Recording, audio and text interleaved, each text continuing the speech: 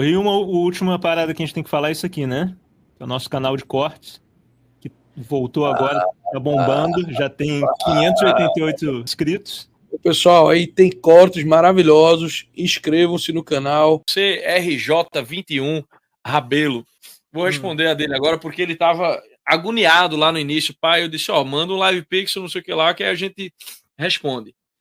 E ele... Então, eu acho que vale a pena, porque é uma pergunta que normalmente a gente recebe, né? Tipo, esse negócio de santo, esse negócio de não sei o que lá, bababá. E ele diz, Lancaster, quais documentos históricos, fontes primárias, fora da Bíblia, os mais remotos possíveis, atestam a veneração aos santos e 2, o uso de imagens de Jesus, Maria ou santos?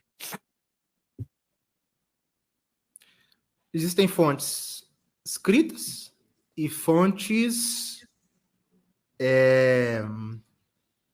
arqueológicas. As fontes arqueológicas são numerosíssimas, basta-se ir às catacumbas, não apenas romanas, mas principalmente as romanas, e lá se verão numerosos grafites das origens do século III, do século IV, do século V, alguns até do século II, claramente invocando a intercessão dos santos. Claramente. Existe lá na catacumba de São Sebastião, isso é muito relevante porque a catacumba de São Sebastião, em Roma, ela foi durante a perseguição do imperador Valeriano, se não me engano, que perseguiu a igreja entre 257 e 260.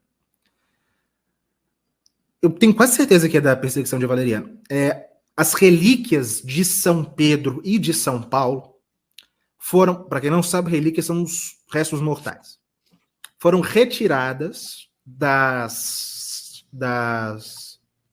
seus locais de sepultamento original, São Pedro no Vaticano e São Paulo na Via Ostiense. Para que elas não fossem profanadas e caíssem nas mãos dos perseguidores, elas foram levadas... foi Valeriano mesmo, porque Valeriano confiscou os bens da igreja. Elas foram levadas e guardadas nas catacumbas de São Sebastião, que seria depois de São Sebastião. Na época não era chamada assim, porque São Sebastião nem havia nascido. E ficaram guardadas ali por um tempo. E se vê até hoje, naquela cripta, naquela catacumba, Pedro e Paulo, orai por Vitor.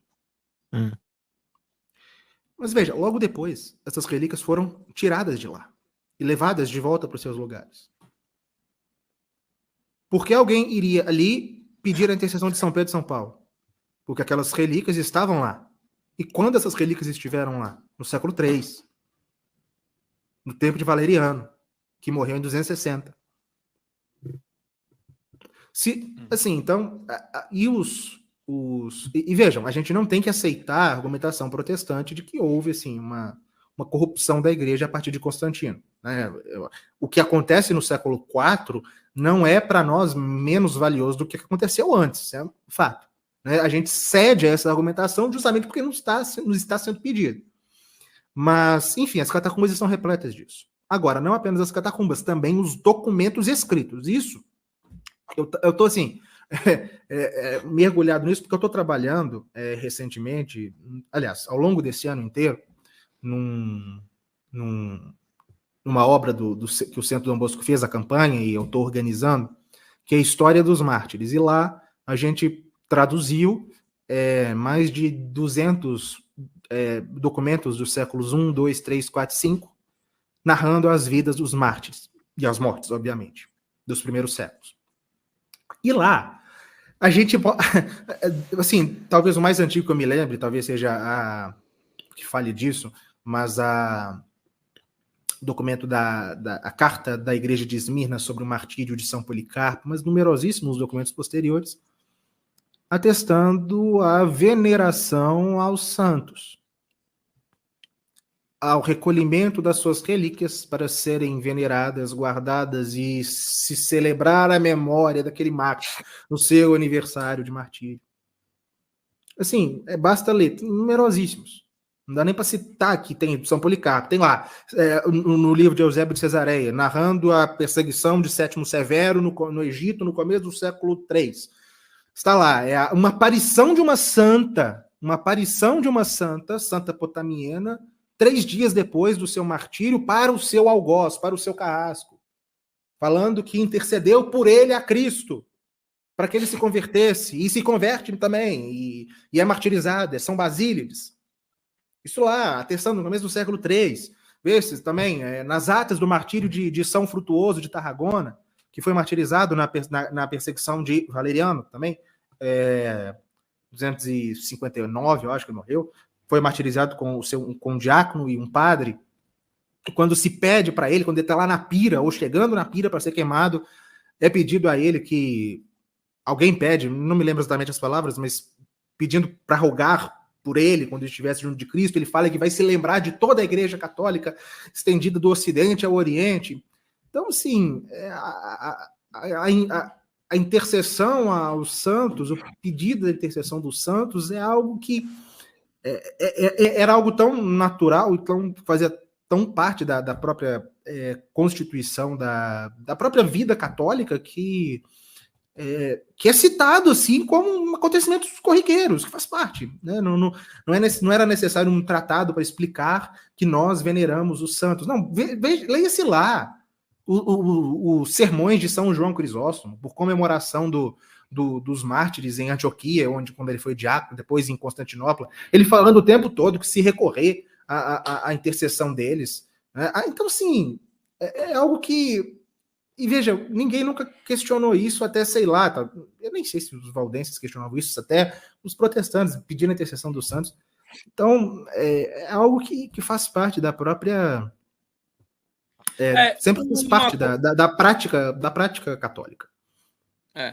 Eu vejo mais essa questão assim, como, claro, obviamente, muito bom você ter trazido essa questão, né, histórica, os documentos históricos. Claro, assim, estou falando espontaneamente, né? O que me vem à mente, mas eu acho interessante que quando você vai numa igreja protestante, né? Eu toquei numa igreja no Harlem muito tempo, eu toquei uns 4 anos numa igreja lá no Harlem, em Nova York. E uma das coisas mais comuns era as pessoas rezarem umas pelas outras. Inclusive, era ensinado dentro da igreja que uma das formas mais poderosas de oração era a intercessão, né? E aí, óbvio, né? Tipo, alguns protestantes vão dizer, tipo, mas aí é uma pessoa viva rezando por você. Eu digo, mas o que é a promessa de Cristo para os santos, se não, tipo, não faz sentido que você morra, tá entendendo? No sentido que a sua alma morre, é isso? Tá entendendo? Aí você tem que ceder à doutrina adventista, que é a do sono da alma. Que é de que quem morreu está dormindo, mas a maior parte dos protestantes não crê nisso. Né? Sim, enfim, porque o adventismo ele é uma coisa mais moderna ainda, né? Tipo, ele não é uma... Apesar de incorrer em erros que estão lá já desde o início da igreja, né? Mas assim... Sim, mas eles têm algumas particularidades que fazem com que até a maioria dos protestantes os recusem. Sim. Então, assim, é uma questão realmente, assim, eu acho que é de português mesmo, quase, saca? Como, por exemplo, por que veneraram o santo? Porque qual que é o que é uma veneração? É você admirar, né, a qualidade de algo que é venerável, né? Então, assim, se a pessoa é santa, a pessoa que morreu em amizade com o nosso Senhor Jesus Cristo, essa pessoa não é admirável? Mas o protestantismo não tem essa noção de santidade que nós temos. A Igreja Católica crê que a santidade é algo intrínseco à alma, que transforma a alma desde sempre, desde dentro. E a faz crescer no amor a Deus, até se configurar plenamente a Deus. O protestantismo, pelo menos desde Lutero, tem uma visão jurídica da santidade. A justificação é, antes de tudo, simplesmente um decreto divino que atesta a salvação de alguém, não uma transformação interna da alma. Então, protestante, não existe isso que você falou, uma amizade com Deus no sentido católico. Na amizade, no sentido católico, a ideia de amizade com Deus é de fato uma configuração plena da alma a Deus. Pela graça, obviamente, mas com a participação dessa própria alma, que se submete à ação da graça. Protestantismo, não. Protestantismo, Deus, ele atesta que alguém se salvou ou não. De acordo com, aí variará, né? De acordo com a corrente. Mas essa noção, assim, por que você tem que venerar? Por que você tem que ter devoção simplesmente a alguém que simplesmente Deus declarou que essa pessoa está salva? Sim. No nosso caso, nós de fato acreditamos que aquela pessoa, ela, pela ação da graça, colaborando com a graça, se uniu tão plenamente a Cristo que até chega a ser aquela expressão de São Paulo: não sou eu mais quem vivo, é Cristo que vive em mim.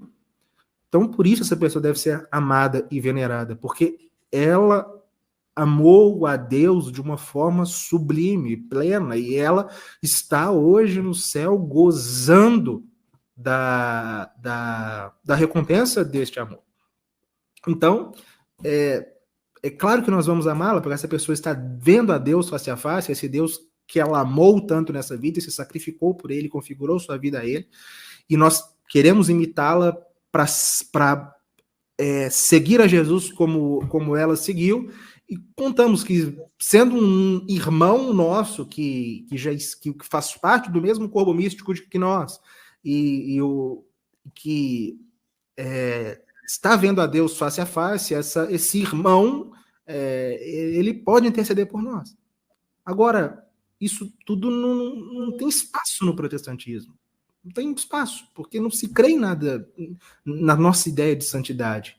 Não se crê na ideia de transformação intrínseca do ser humano. E, enfim, é algo seco, é algo desprovido de substância mesmo. Então, eu acho que seria isso. Eu acho que não há muito espaço dentro da doutrina da protestante a respeito da santificação. Não há, de fato, espaço para venerar quem quer que